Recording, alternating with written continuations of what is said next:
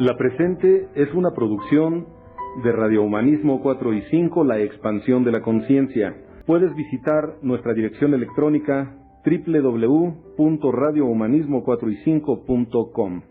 Bienvenido a la expansión de la conciencia.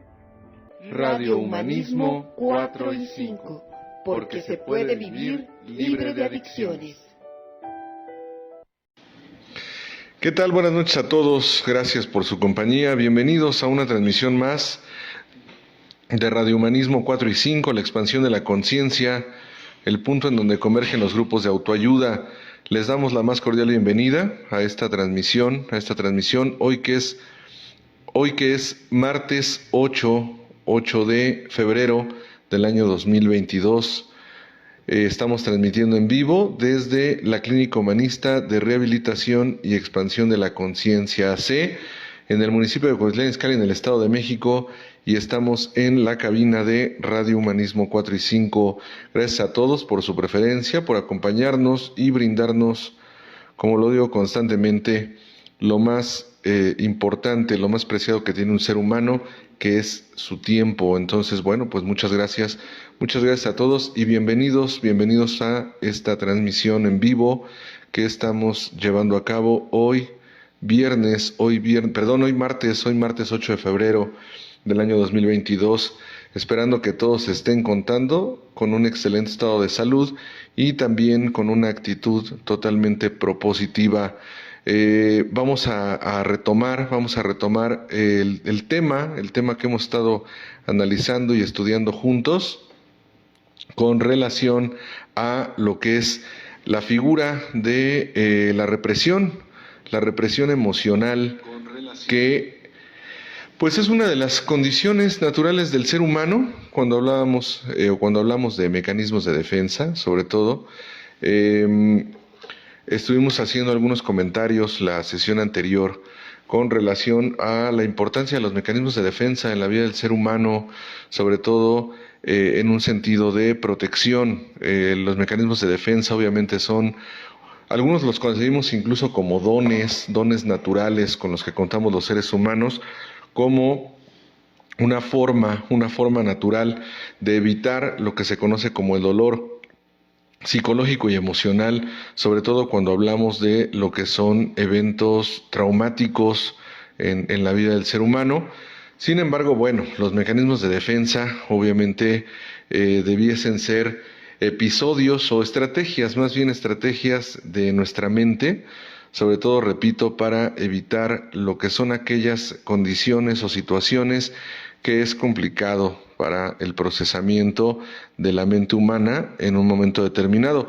Sin embargo, también algo que hacía mención un servidor en la sesión anterior es que cuando un mecanismo de defensa se utiliza, por así llamarle, como una estrategia constante de relación con la vida, pues sí se puede convertir en algo, me atrevería a llamarle disfuncional, solamente por mencionarlo de alguna manera, sobre todo porque, bueno, hay algo que se llama el aparato psíquico de la mente, que es importante, o el estado idóneo, es que precisamente esté operando de una manera fluida, activa, natural, y los mecanismos de defensa, cuando, vuelvo a decirlo, se utilizan o los estamos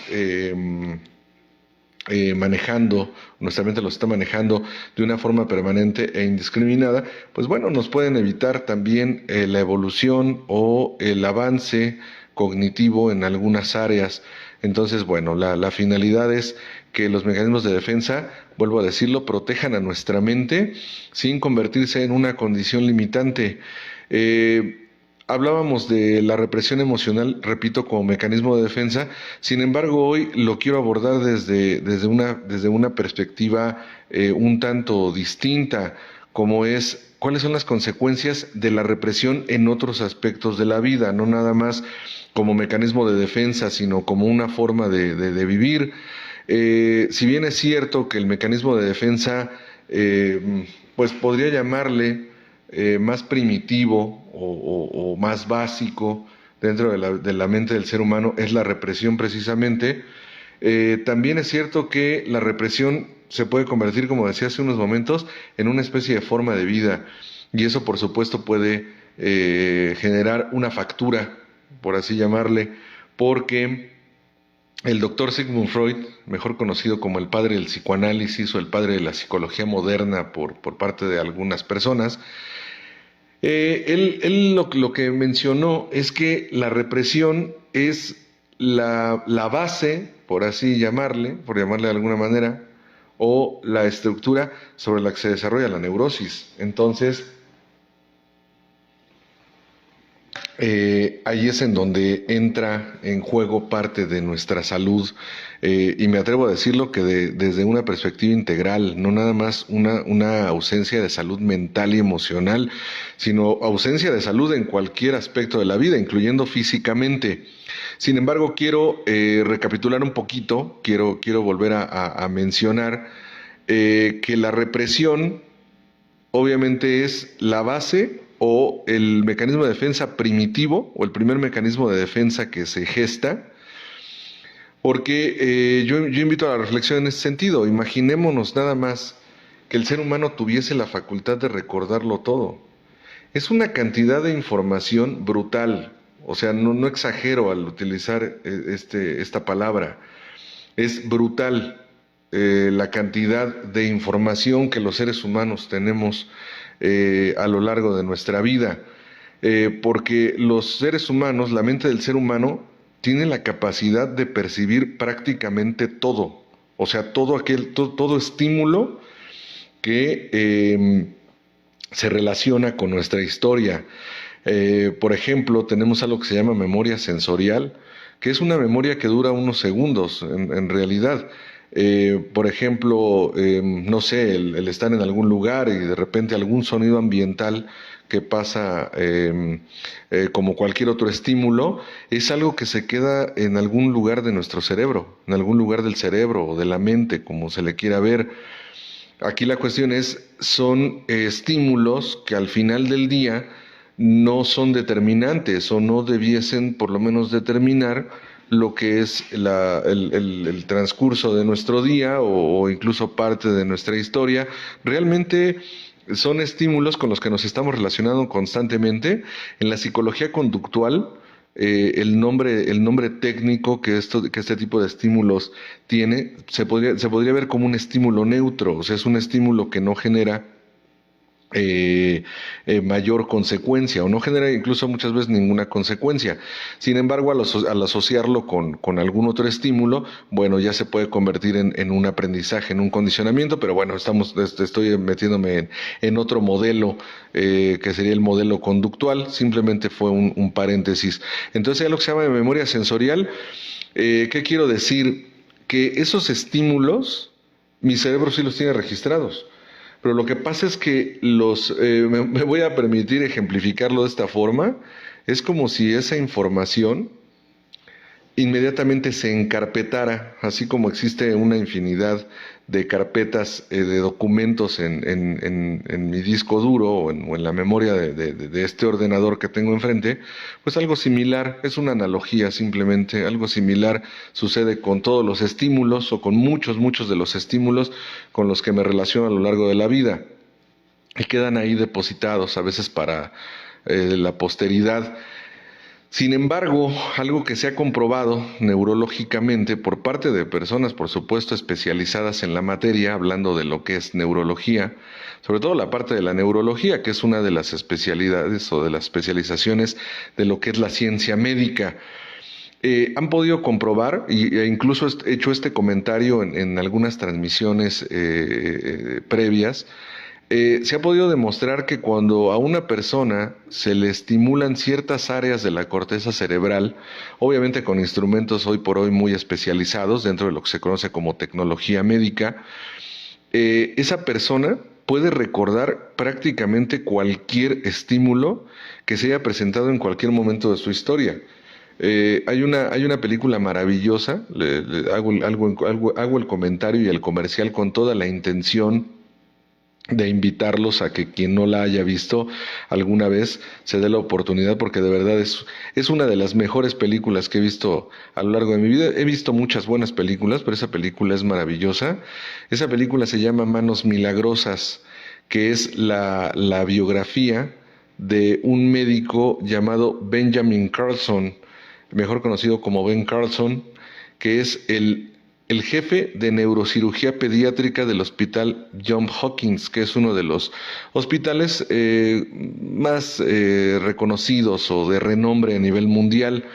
Y es la historia precisamente de este médico, con una personalidad maravillosa, por cierto. En realidad, en esta producción, si retrataron la personalidad de Benjamin Carlson, es una de las personalidades exquisitas de las que he conocido su historia, por lo menos en una producción cinematográfica.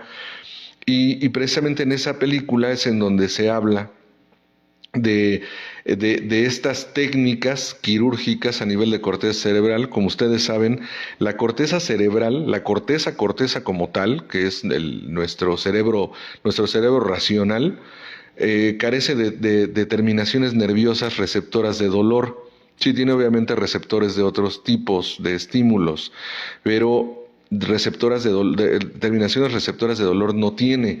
Entonces, las personas que son sometidas a una cirugía de neocorteza, estas personas se encuentran conscientes cuando les están realizando una cirugía o determinado tipo de cirugías de corteza cerebral.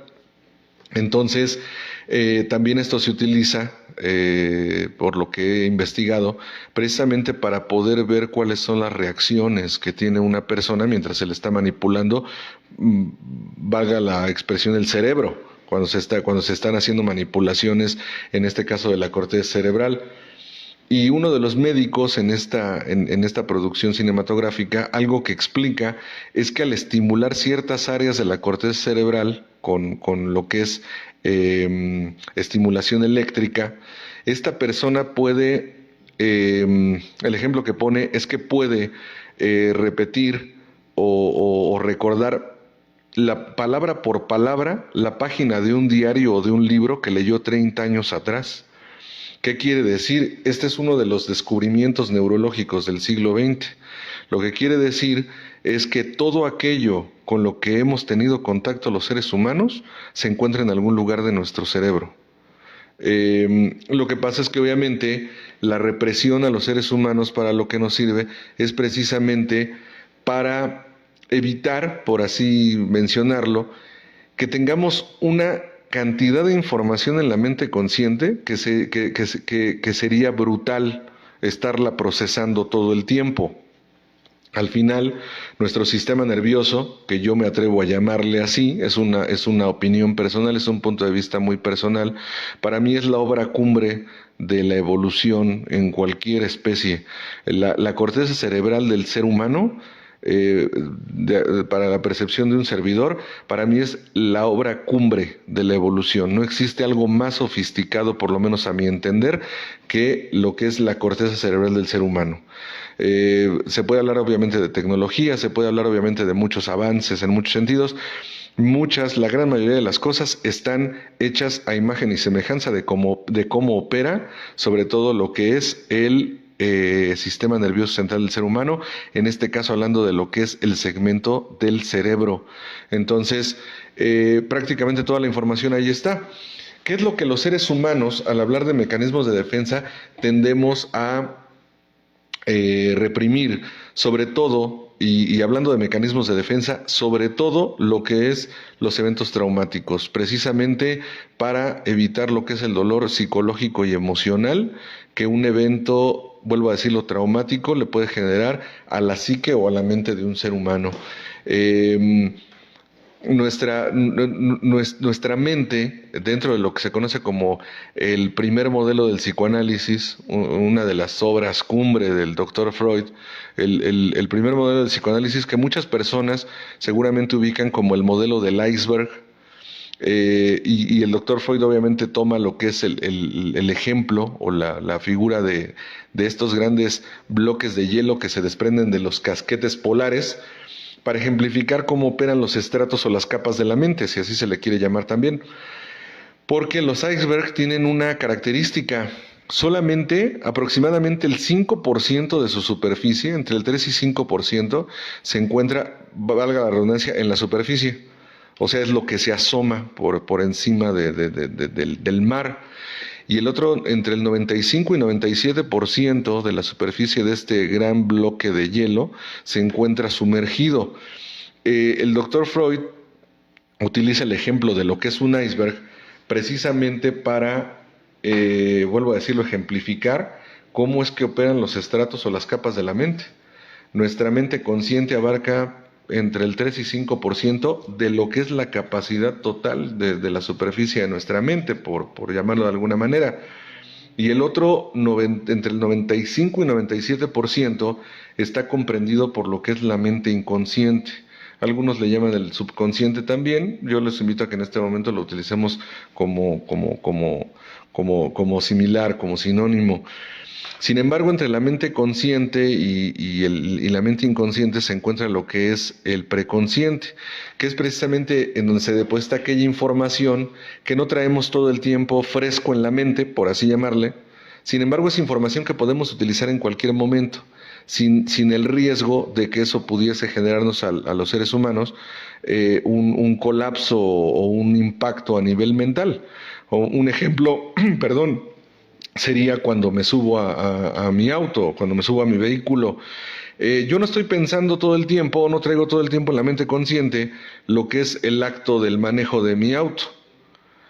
Sin embargo, en el momento en el que requiero de esa información, en el momento en el que me subo al auto, en ese momento inmediatamente recupero esa información y puedo conducirlo, o por lo menos hacer como que lo sé conducir.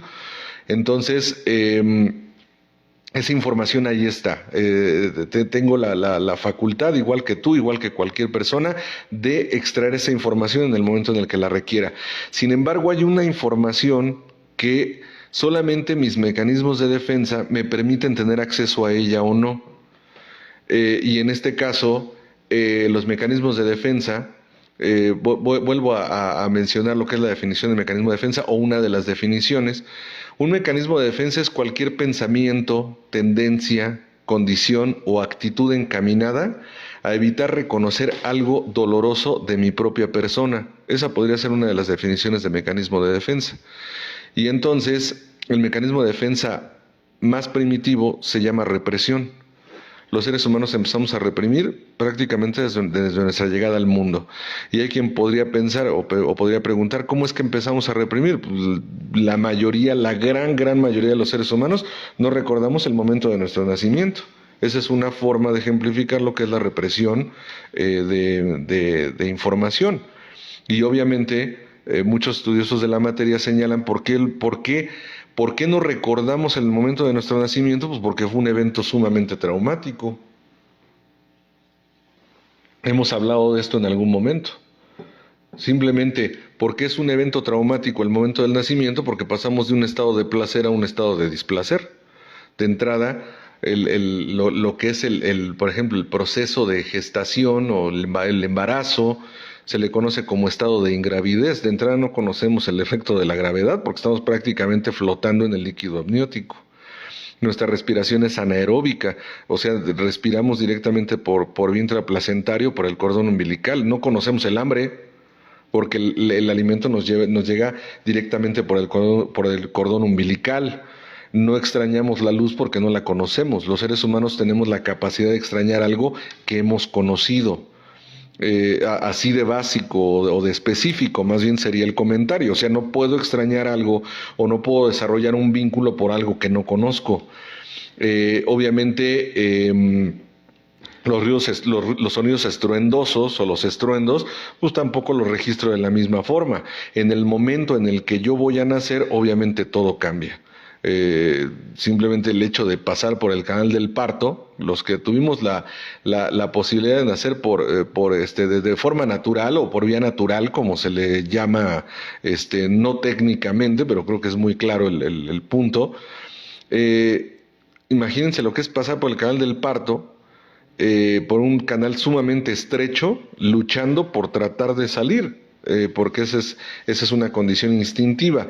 El doctor Carl Gustav Jung le hubiese llamado es un arquetipo, el tratar de expulsarnos, el tratar de salir. obviamente llegamos a un ambiente, por ejemplo, de entrada con una temperatura muy diferente. Normalmente estamos a 37 grados centígrados, 36.5. Imagínense que llegáramos a un lugar, a un quirófano que estuviera a esa misma temperatura, pues de entrada para las personas que están ahí sería brutal la temperatura, o estar llevando a cabo ciertas acciones con ese nivel de temperatura. Obviamente la luz es totalmente cegadora en ese momento. Los sonidos obviamente se perciben de una manera totalmente diferente. Repito, el pasar por el canal del parto es algo muy, pues debe ser una estimulación sumamente aversiva.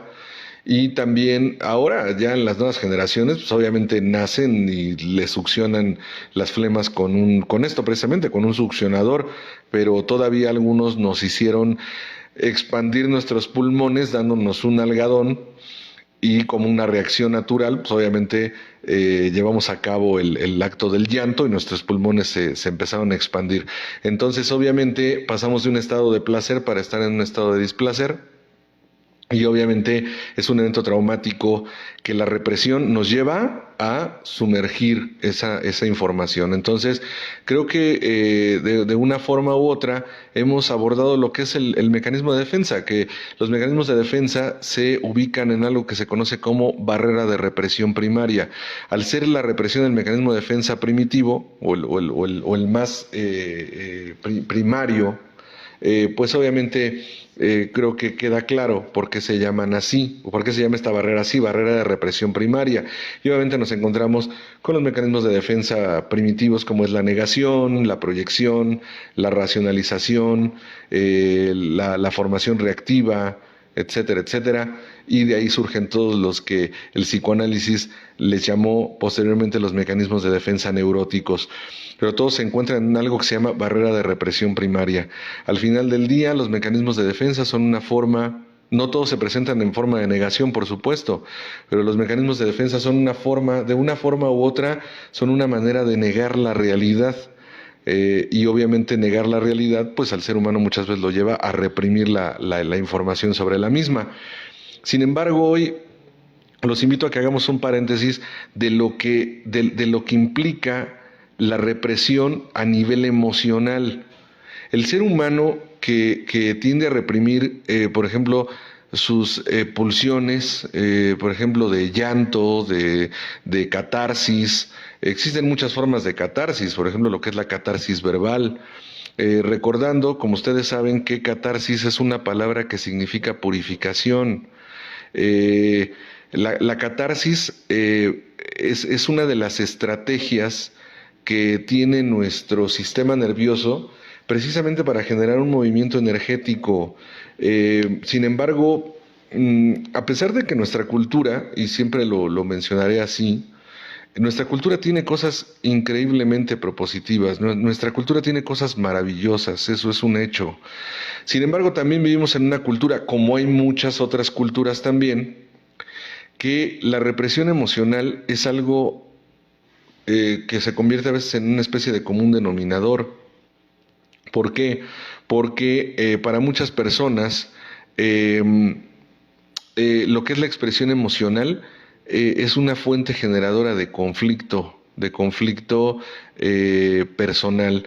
Yo he podido observar y escuchar muchas veces a personas que le dicen a otras, tranquilízate, es que no te enojes, ¿no? Acuérdate que el que se enoja pierde, ¿no? En terrenos de salud mental y emocional, el que se enoja gana. Sin embargo, sí, lo menciono de esta forma. La finalidad es detectar el enojo en tiempo y forma. Yo he escuchado a personas que dicen, yo casi nunca me enojo, pero cuando me enojo es de pronóstico reservado. La realidad es que eso no es una condición digna de reconocimiento, sino más bien sería una condición de análisis. Aquí la pregunta es, ¿y no será que tal vez no sé reconocer algunas de mis emociones, en este caso el enojo? Porque el enojo es una emoción básica que una de las cosas que señala muchas veces es la necesidad y la importancia, por ejemplo, de poner límites. El enojo es un indicador de que algo no está correctamente acomodado o no se encuentra en la forma en la que debiese estar, hablando de terrenos de funcionalidad o de salud. Sin embargo, hay muchas personas que aprendieron a manejar a lo que se conoce como emociones pantalla. La emoción pantalla es aquella emoción, creo que el término es muy claridoso en ese sentido. La emoción pantalla es aquella emoción o sentimiento pantalla, aquella emoción o sentimiento que realmente lo que está haciendo es ocultar una emoción o sentimiento original. Yo lo veo esto muy comúnmente en lo que es, por ejemplo, el tema de la pérdida significativa, o lo que se conoce como el inicio o la base del proceso del duelo, recordando que duelo es precisamente la ruta que los seres humanos transitamos cuando existe una pérdida significativa en la vida. Entonces, es algo totalmente natural que cuando una persona tiene una pérdida significativa en la vida, pues obviamente una de las cosas que va a registrar es dolor.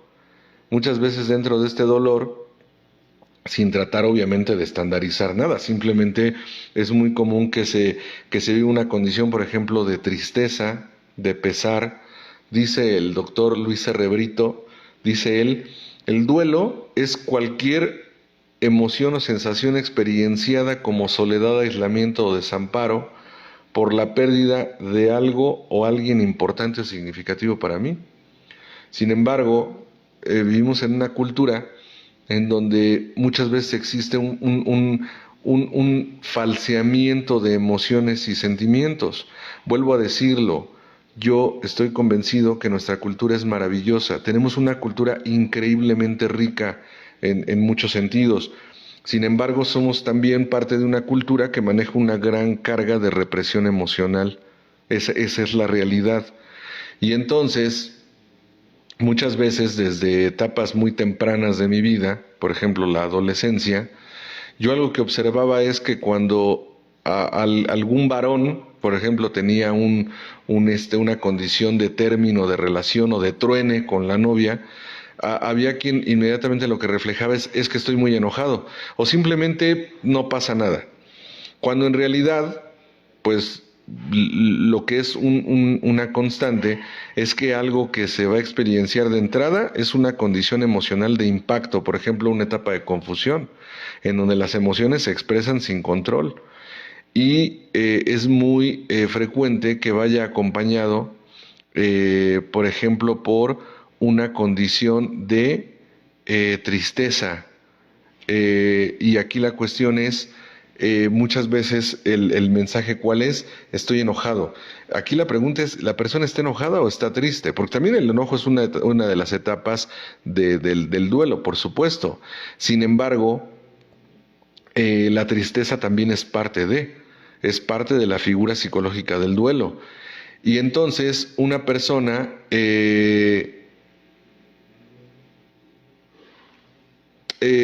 en vez de validar lo que está sintiendo, ¿qué es lo que hace? Maquilla la condición emocional. Mientras una persona no valide y no viva lo que en realidad se está generando, entonces es una pantalla, le estoy poniendo aparentemente nombre a una emoción o sentimiento, pero la que está en el fondo, esa no está siendo procesada y no está siendo trabajada.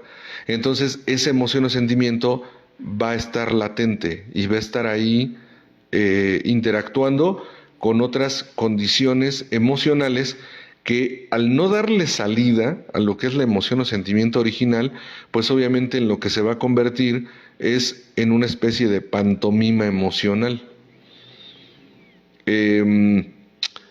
Una de las labores dentro de lo que es el acompañamiento del desarrollo humano es precisamente el gestar esta amplitud de lo que se conoce como vocabulario emocional. Hay quien dice, ¿de verdad vivimos en una sociedad, en una cultura que maneja una represión emocional? Pues yo los invito nada más a que analicemos esto. ¿Cuántas personas su vocabulario emocional se basa en el estoy bien o estoy mal? Así de específico. ¿Cómo te sientes? ¿Bien o mal? Que de entrada yo he hecho un esfuerzo consciente ya desde hace años por tratar de anular de mi vocabulario emocional y psicológico las palabras bueno o malo, porque eso es totalmente relativo, pero bueno, esa es otra historia. Sin embargo, es algo muy común encontrar esa condición. ¿Cómo te sientes mal? Y a veces la invitación, obviamente con todo respeto, sin embargo, tratando de ser persuasivo en ese sentido. Aquí la pregunta es, ¿mal cómo? Y de verdad, personas con las que he tenido el regalo de trabajar, muchas veces me dicen, pues mal. Y hay quien me dice, sí me explico a qué me refiero con mal. Les digo, no, no con total claridad. Trata de ponerle un nombre a tu malestar. Pues es que lo único que sé es que me siento mal. Y entonces ahí obviamente el abanico de posibilidades es inmenso, ¿no? Porque mal para mí, por ejemplo, haciendo un comentario en lo personal, para mí mal, o sea, en el sentido emocional personal, pues puede ser triste, decepcionado, ansioso, deprimido, melancólico, no lo sé. Y ni siquiera sería algo malo, sino más bien sería un indicador, pero yo lo sé traducir a veces en ese sentido. Me siento mal. De entrada vivimos en una cultura en donde, por ejemplo, el varón, para el varón de nuestra cultura, no estoy hablando por supuesto en todos los casos, o sea, estoy hablando de generalizaciones o de generalidades. Hay algunas emociones, sentimientos que normalmente están vetados. O sea, un varón, socialmente hablando, me refiero, vuelvo a decirlo en un sentido global, el enojo es una emoción aceptable, pero la tristeza no, la melancolía no. O sea, es muy, muy viable a nivel social el que un varón diga, estoy que me lleva la fregada y grito, miento madres o lo que sea. Pero un varón que se vea llorando, eso en entornos saludables psicoemocionalmente como los de cada uno de los que estamos aquí en esta transmisión y los que seguramente nos acompañarán en una repetición, no estoy hablando de esos entornos, y lo digo en serio, porque la gente que se procesa emocionalmente, pues obviamente sabe que el llanto es una expresión natural. Yo me refiero en lo que es el grueso de nuestra sociedad. En alguna ocasión, en un grupo, estaba con un grupo de mis alumnos, en un grupo escolar, y hablábamos precisamente de inteligencia emocional y social. Y algo que les decía es, podemos poner algunos ejemplos muy específicos, muy a la mano, muy comunes. Les decía, ni siquiera a nivel de sexo, o sea, del sexo al que pertenece alguien, hay una estandarización de emociones. Y ponía el ejemplo de los nombres de dos de mis alumnas que estaban ahí enfrente, y les decía, si fulana de tal ahorita se sale aquí al barandal, saliendo de aquí del salón, y entonces se torna sensible y empieza a llorar, y resulta que nuestra compañera, otra alumna, fulana de tal, sale, le pregunta, ¿estás bien? Y la primera compañera sigue llorando, y la otra la abraza y le empieza a acariciar el cabello y le dice, tranquila, todo va a estar bien, yo te quiero mucho, todo va a pasar, hay que afrontar, no lo sé. Mucha gente que vaya pasando va a decir, qué buenas amigas, qué bueno que hay alguien que la apoye. Les ponía el ejemplo, yo sé que es muy burdo lo que voy a decir o el ejemplo que estoy poniendo. Sin embargo, en muchos sectores de nuestra sociedad así es como opera esta condición emocional. Y entonces puse el ejemplo de dos de mis alumnos que también estaban ahí enfrente. Les digo, si fulano de tal se sale y empieza a pasarle lo mismo que pasó con nuestra primera compañera del ejemplo, y el otro compañero se sale y empieza a hacer lo que hizo la segunda compañera de nuestro ejemplo, la reacción social no va a ser igual. Puede ser presa de comentarios sexistas, de burla, fuera de lugar. Yo a lo que estoy invitando a mis amigos que están ahorita aquí en la transmisión y a los que estarán en la repetición acompañados es a basarnos en realidades. O sea, la realidad es que vivimos en una cultura que maneja una represión emocional.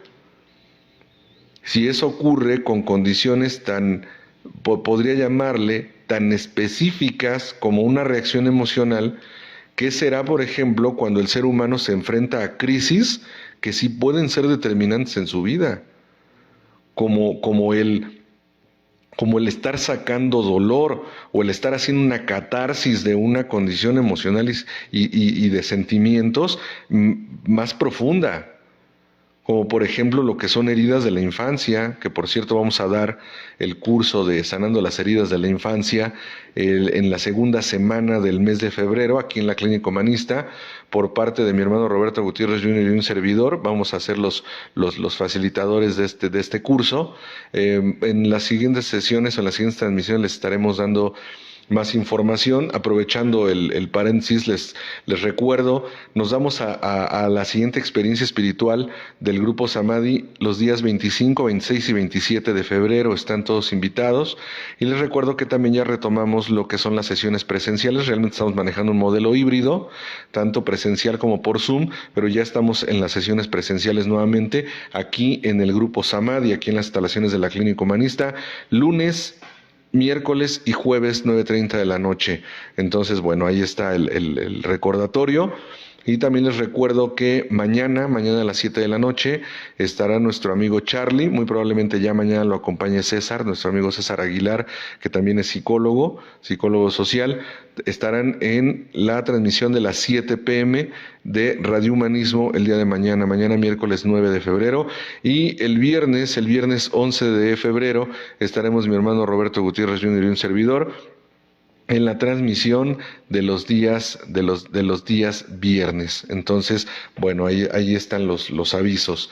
Y una persona que tiene la necesidad, por una cuestión de salud, de trabajar, por ejemplo, aspectos de autoanálisis de etapas muy tempranas de su desarrollo, mientras no se rompa lo que es la resistencia a lo que es la expresión emocional, pues obviamente esa persona difícilmente tendrá acceso a lo que es un proceso de depuración. Y hablaba yo de la catarsis. Hay una represión inmediata y muy marcada de entrada a lo que es el terreno de la catarsis. La catarsis, vuelvo a decirlo, entendiéndolo como purificación emocional. Es más, yo le llamo purificación energética, no nada más en un sentido emocional, sino incluso en un sentido físico y en un sentido espiritual. Hay personas que al manejar una condición de represión emocional, pues obviamente también esta represión emocional se ha convertido en una condición de enfermedades físicas. Muchos médicos hoy por hoy, que son los especialistas en salud física, por supuesto, muchos tienen la apertura y están obviamente conscientes y convencidos de que muchas de las enfermedades físicas que el ser humano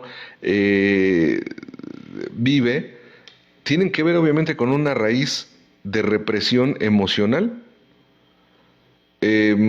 Para mí es algo muy claro, por ejemplo, lo que es periodos de exámenes en la universidad.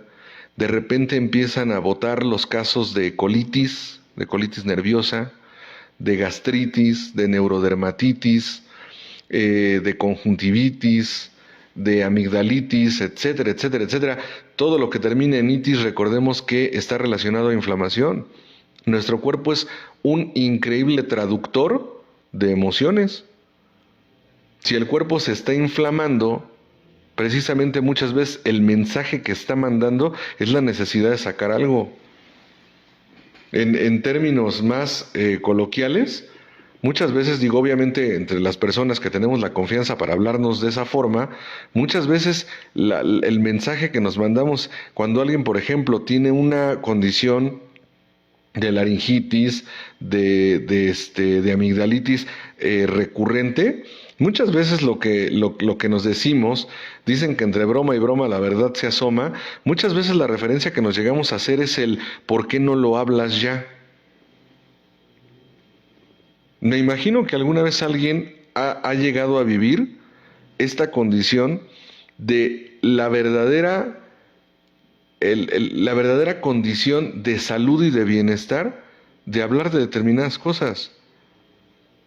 Hay personas que llegan a psicoterapia o a psicotanatología y al terminar la primera sesión, por supuesto, bueno, al terminar cada sesión, pero en este caso al hablar por ejemplo, de la primera sesión, de repente yo les hago la pregunta al final, les digo, ¿cómo te encuentras en este momento? Y algunas personas la expresión que hacen es de, mejor. La persona realmente ya elaboró algo desde una perspectiva profunda, pues muy probablemente en una primera sesión, ¿no? Pues la psicoterapia, la psicotanatología es todo un proceso. Sin embargo, lo que sí aseguro es, de entrada, el simple hecho, por así llamarle, porque de simple pues no tiene nada, pero es una expresión meramente. El simple hecho de hablar, para la persona eso es reconfortante. Hay personas que dicen, es que si yo hablo, puedo generar algo complicado. Pues entonces háblalo en un entorno controlado.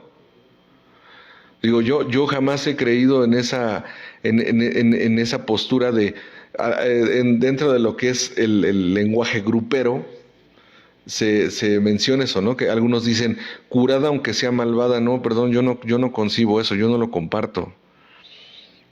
Hay un paso maravilloso que es el paso número 9 del programa de los 12 pasos para la recuperación, que dice: reparamos a cuantos nos fue posible, excepto cuando el hacerlo implicaba más perjuicio para ellos o para otros. En otras palabras, a mi entender, yo como lo entendí, es no se vale que te cures, cabrón, a costillas del bienestar de otros. O sea, tampoco se trata de eso. O sea, si lo que yo voy a hablar va a generar más conflicto, digo, por una condición de salud emocional, de inteligencia emocional, pues obviamente sí lo puedo hacer en un entorno controlado. Aquí la cuestión es, hay personas a las que a veces les preguntan, ¿y como para qué vas a gastar tu dinero en una terapia? Porque así le llaman, ¿no? ¿Para qué vas a regalar tu dinero? Bueno, de entrada cualquier profesión, pues obviamente tiene una base de especialización, ¿sí?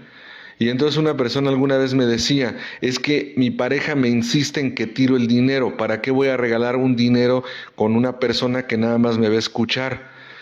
Y en algún momento sí le dije, porque había la confianza con esa persona, o sea, éramos conocidos, le decía, la próxima vez, pues refléjale, porque a lo mejor te va a salir más caro la potiza que te voy a poner con lo que te voy a decir, ¿no?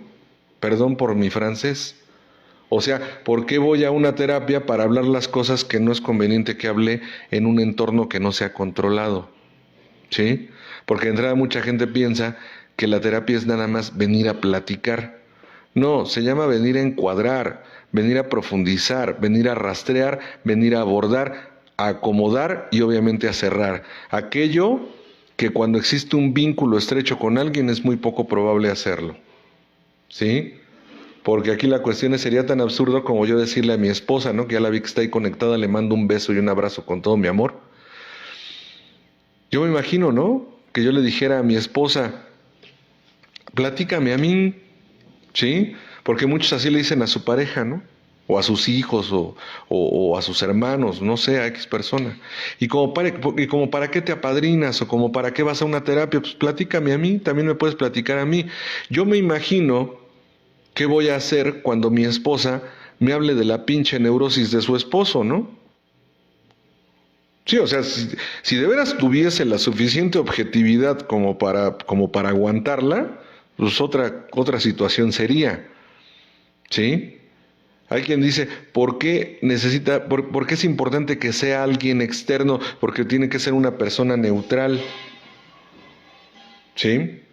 De entrada por eso, una persona que no esté dentro que no esté en el terreno, que no esté involucrada en ese sentido, o sea, de lo que se va a tratar la intervención.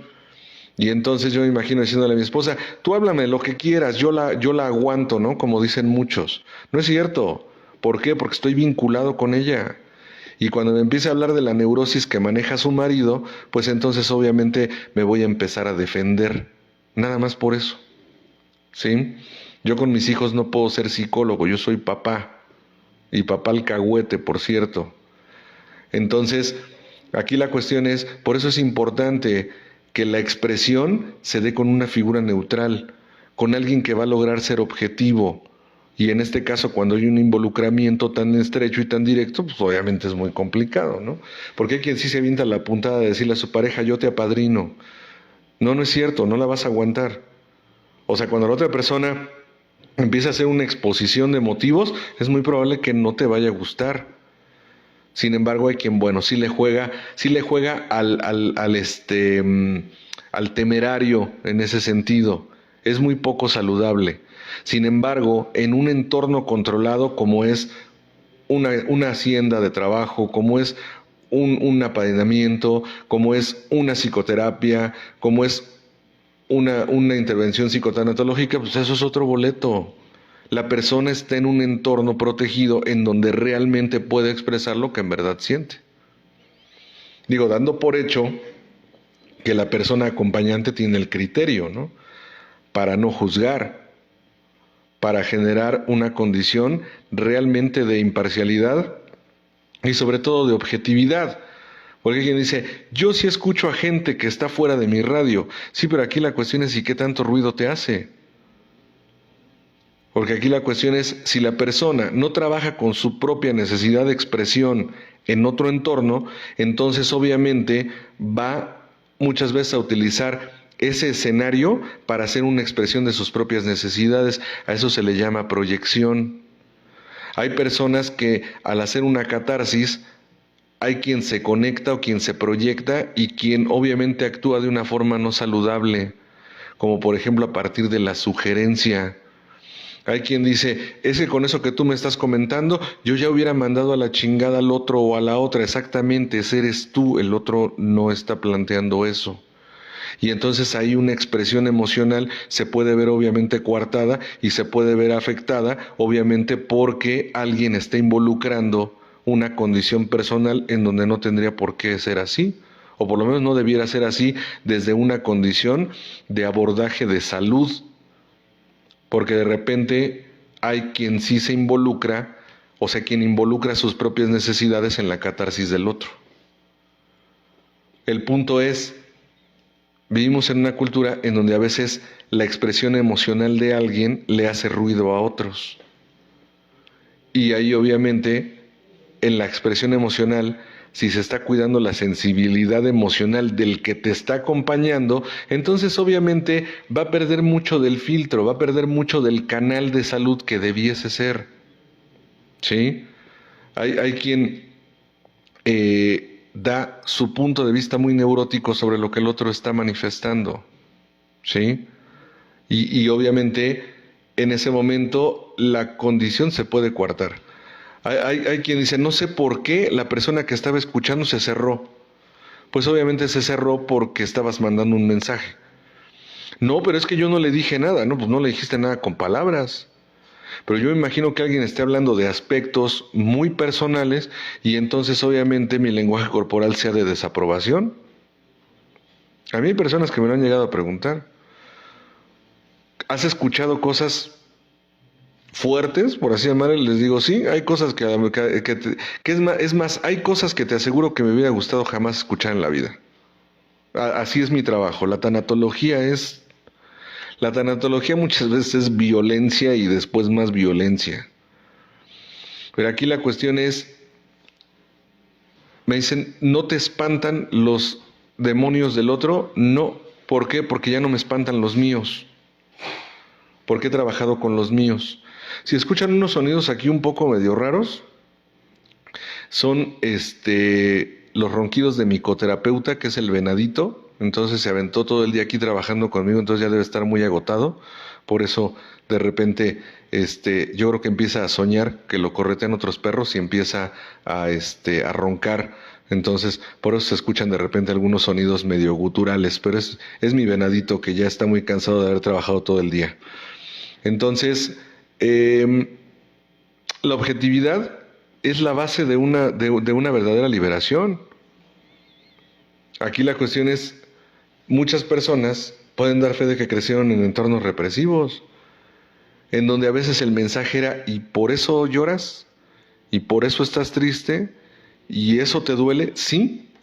Cada termómetro emocional es totalmente particular. Hay cosas que en lo personal a mí no me generan una sensibilización emocional. Hay cosas que sí.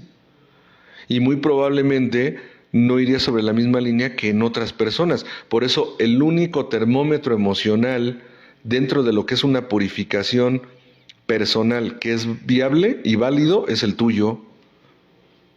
O sea, aquí la cuestión es cada quien sabe cuál es su tendón de Aquiles. Si una persona acompañante o que acompaña a alguien en una expresión emocional no parte de esa base, entonces la objetividad no va a estar presente. Voy a mandar saludos a nuestros amigos que están aquí conectados, que nos mandaron un mensajito. Rápidamente voy a mandar saludos y bueno, regresamos para hacer los comentarios finales de nuestra transmisión de hoy. Saludos a Octavio Olvera, dice saludos Ale. Octavio, gracias por la compañía, saludos y también para tu señora esposa, gracias, un abrazo para todos. Mi amigo Gabriel Pacheco, que es también compañero y junto con su esposa Diana, también compañera y amiga aquí del Grupo Samadhi. Dice, buenas noches, padrino, un día más de aprendizaje.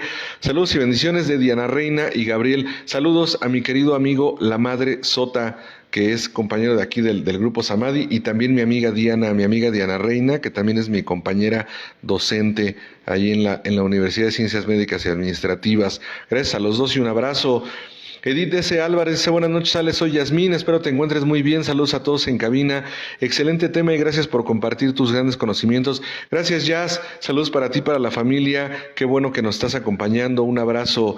Héctor Flores dice, hola Alex, aquí listo para aprender y gracias por compartir tu sabiduría, recibe un cordial saludo desde Santa Ana, California. Saludos, Héctor, gracias por la compañía de siempre. Y también a todos los amigos que nos acompañan allá en Santa Ana, California. Gracias, Héctor. Un abrazo. Javier Rosa dice buenas noches a todos allí en cabina. Bendiciones a todos.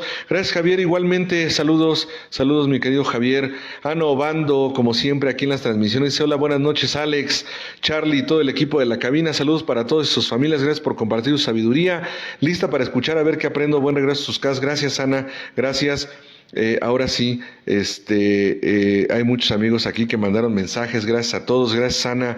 Manuel García dice, buenas noches Doc Alejandro, saludos y bendiciones, gracias Manuel, también saludos y bendiciones para ti. Karina Cisneros dice, buenas noches, saludos, gracias Karina, también un saludo para ti. Gerardo Gamboa Torres dice, saludos desde Nueva York, gracias Gerardo, saludos a todos los amigos de Nueva York y en especial a ti un abrazo, gracias por la compañía.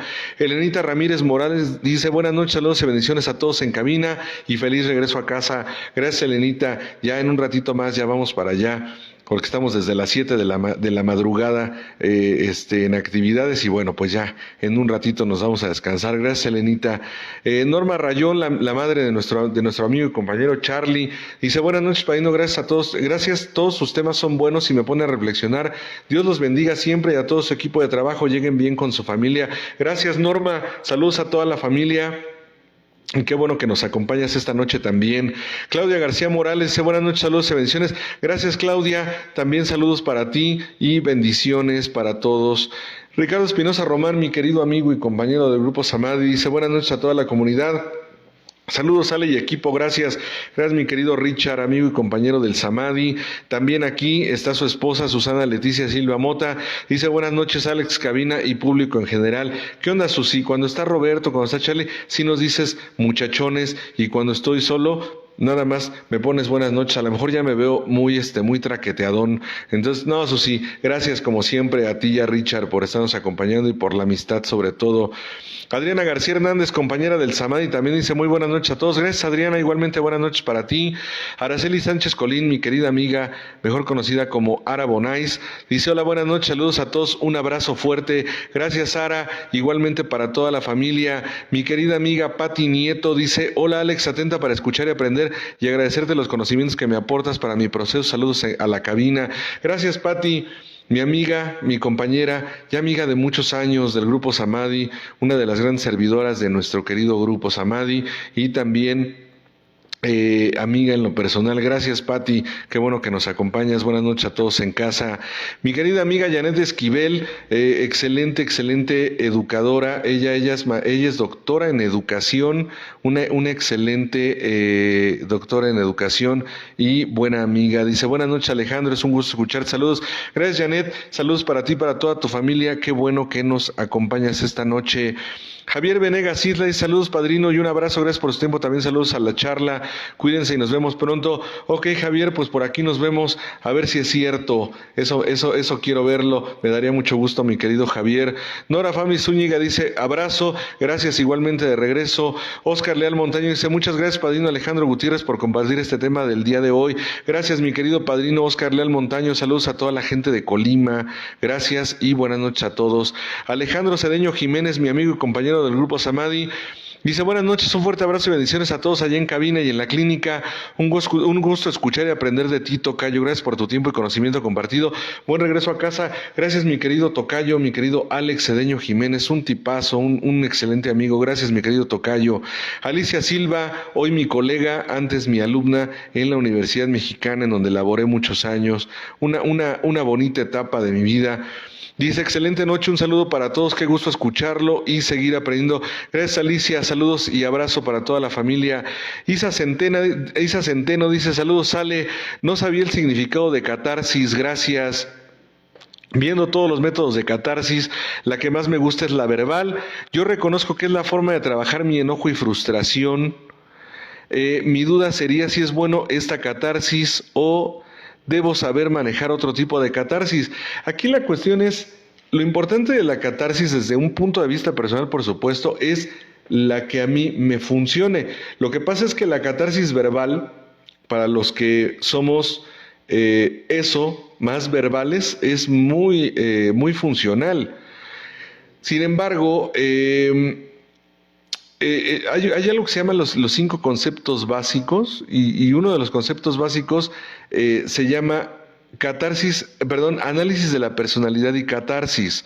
Yo estoy convencido de que la catarsis es maravillosa, sin embargo también es muy importante acomodar las cosas que yo identifico a partir de la catarsis. Porque si no, entonces se puede generar una compulsión catártica, pero la finalidad, yo por ejemplo utilizo un modelo terapéutico o psicoterapéutico que se llama terapia emotivo-racional. O sea, sí es importante la catarsis, sin embargo también mis facultades racionales me llevan en algún momento a acomodarlo. Sin embargo, también existe la catarsis, por ejemplo, grafológica, que es la catarsis escrita. Cuando los que hemos hecho un trabajo de 4º y 5º paso, durante un determinado intervalo, estuvimos haciendo una catarsis grafológica y obviamente también hay una expresión, por supuesto, de motivos emocionales, sensitivos, espirituales, etcétera. Entonces, la catarsis puede ser física también. Obviamente hay técnicas catárticas a nivel físico y obviamente hay diferentes formas de catarsis y son muy funcionales cada una de ellas, eso se los aseguro. Entonces gracias Isa por el comentario. Lo importante es la que para ti sea funcional.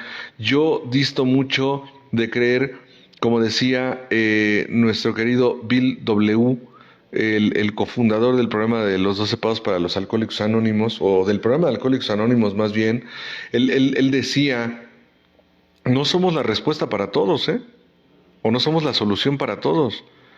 Yo disto mucho de creer, yo comparto ese punto de vista. Lo que a alguien le funciona, eso no es una ley que le va a funcionar a otro, Por eso yo creo que la mejor técnica es la que a ti te funcione. Para muchos es muy funcional cosas que nosotros proponemos, probablemente a otros les sirvan otro tipo de modelos, de propuestas, no lo sé. Yo creo que la soberbia es el monstruo de 1000 cabezas, se disfraza de muchas formas, y una forma en la que se expresa la soberbia es decir, esto sí sirve y lo de allá no. No, a cada quien seguramente le acomoda algo y eso es lo importante. Yo no estoy casado con algo en particular. Hay personas que de repente dicen, es que sí somos esto o no lo somos. Perdón, a mí lo que me importa es que algo sirva. Si a ti te funciona algo, si te sirve algo, ese es el modelo, esa es la postura que para ti es funcional. Entonces, pues cada quien tendrá su forma y su herramienta que más le funcione. Adela Galloso, que también la saludo con muchísimo gusto a ella y a toda la familia, dice: buenas noches, Lick, gracias por compartir tus conocimientos, muy interesantes, saludos y bendiciones. Gracias, Adela, gracias como siempre, de verdad, toda la amabilidad del mundo por parte de Adela Galloso y su señor esposo para con nosotros. Un abrazo a todos hasta Hidalgo. Aquí está mi madre, la señora Emma Marta Arzate Copca, dice: hijo, buenas noches a ti también, madre, con todo el amor que te tengo, te deseo la mejor de las noches y todas las bendiciones y el agradecimiento como siempre para ti y todo mi amor. Gracias a mi señora madre. Pati Camacho Alvarado dice: buenas noches, bendiciones para todos. Gracias, Pati, igualmente bendiciones para ti. Güerita AT dice: buenas noches, Ale, Dios te bendiga hoy y siempre. Gracias, igualmente bendiciones. Meliaga Aguilar dice: buenas noches, padrino, una duda en el entendido de que la represión de emociones puede generar alguna enfermedad como cáncer, diabetes, colitis, entre otras. ¿Existe la misma posibilidad de tener alguna de esas enfermedades con personas que no nos callamos nada o que a veces explotamos despotricando todo? Yo no creo en los absolutos. Puede ser que sí, pero al final del día yo creo que aquí sería por la ausencia de acomodo o de un aprendizaje significativo. O sea, yo creo que la expresión es la base muchas veces de la salud, pero también hay personas que están, perdón por la expresión que voy a utilizar, hay algo que se llama el rumiante emocional, o sea, es aquel que está constantemente en lo mismo y lo mismo y lo mismo. Aquí la pregunta es: ¿cuándo le voy a dar una condición significativa? En la pedagogía se le llama aprendizaje significativo. O sea, ¿en qué momento lo acomodo? ¿En qué momento le doy un sentido? Yo creo que también es algo que puede influir. Gracias por la pregunta, es muy interesante, ¿eh? Para terminar pronto, hay personas que son sumamente biliosas. El hecho de expresar no resuelve todo. Llega un momento en que es importante darle un sentido a aquello que se está expresando. Ese es mi punto de vista, por supuesto. Gracias, Meliagui. Mi esposa, Leti M. Maga, me manda unos besos. Gracias, los recibo con todo el amor. Recibe también de mi parte para ti. Gracias a mi esposa Leti M. Maga. Yolanda Miranda dice: hola, buenas noches, un abrazo desde Coyoacán. Gracias a mi tía Yolanda Miranda, saludos también a todos mis primos, a toda la gente que nos acompaña allá. Gracias, tía, un abrazo con todo el cariño de siempre. Jack VF dice: hola, buenas noches, un fuerte abrazo y agradecimiento por la ayuda y enseñanza. Gracias, recibe un abrazo de regreso, muy amable de tu parte. Coco Arreguín dice: buenas noches para todos, gracias por compartir. Gracias, Coco, gracias a ti por acompañarnos en cada transmisión. Estela Vera dice: buenas noches. Gracias, Estela, igualmente buenas noches para ti. Casi termino con los saludos ya. Mi padrinazo José Arturo Calderón Fernández dice: buenas noches, padrinazo, cordial saludo para ti y para toda la comunidad desde León, Guanajuato. Muchas gracias, padrinazo, también para tu señora esposa, con todo el cariño y todo el respeto de siempre. Gracias a ambos y gracias a toda la familia, porque sé que todo el sistema está sincronizado. Gracias y un abrazo de verdad con todo el cariño que te tengo, padrino José Arturo Calderón Fernández, y que pasen una excelente noche. Marta López dice: gracias por tu aportación, bendiciones. Gracias, Marta, bendiciones también para ti. Mauricio Cañola Gaviria nos dice: buenas noches, Alejandro, te mando saludos desde mi trabajo, ando en el turno de la noche, gracias por el servicio. Gracias y saludos a toda la gente de Medellín. Muchas gracias, Mauricio, un abrazo a la distancia. Felisa Martínez Santiago dice: saludos, tengo una buena noche. Gracias, Felisa, igualmente, gracias por el deseo de una buena noche, también va de regreso para ti. Y mi amigo Irving Centeno dice: buenas noches, Ale, saludos a todos y todas.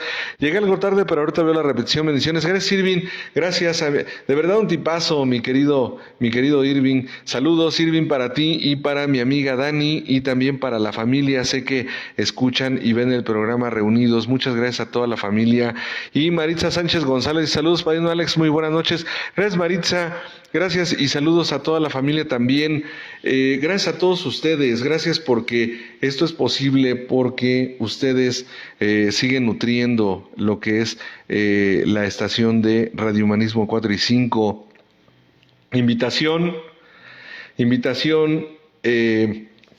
sugerencia muy respetuosa, si así me lo permites. Si no me lo permites, entonces no entra la sugerencia, simple y sencillamente es una invitación, porque en este momento no podemos tener interacción todos. Ubica